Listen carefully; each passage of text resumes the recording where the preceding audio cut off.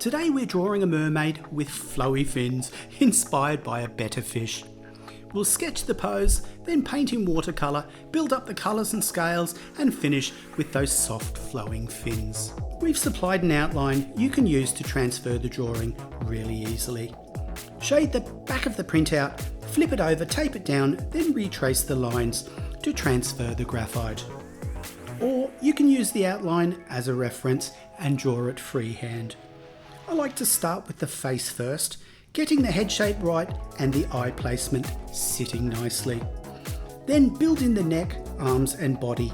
Sketch the hair and lay in those flowing fins. The very last stage of the drawing is adding the scales.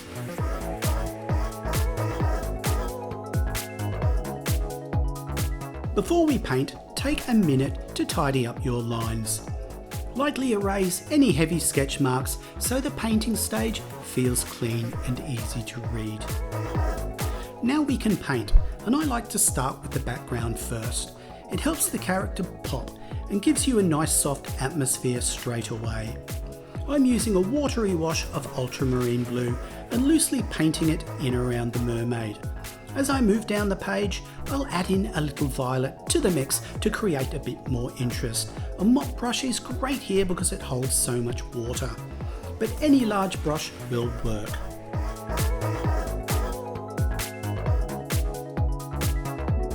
Next, paint the hair using a light coloured cadmium orange. Start with a lighter wash to map the shape, then come back with the same colour with less water to deepen a few areas and create more depth. Now for the skin tone. Mix porcelain with a touch of vermilion and test it on your spare sheet first. It's such a good habit before you commit. I like to start at the head, then move down the neck and arms. While the skin is still wet, drop in a little straight vermilion into the cheek area and let it dissolve into the base layer for a natural finish.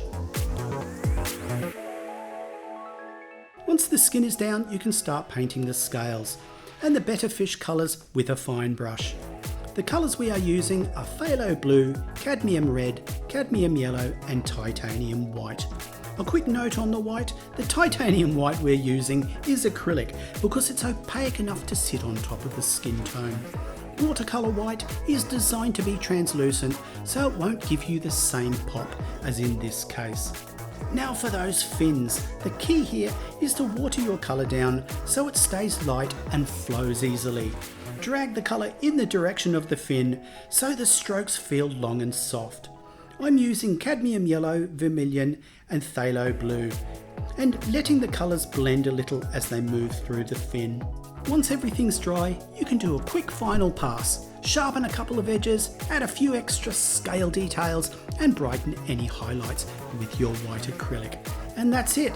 You can take inspiration from all kinds of fish to make unique mermaids.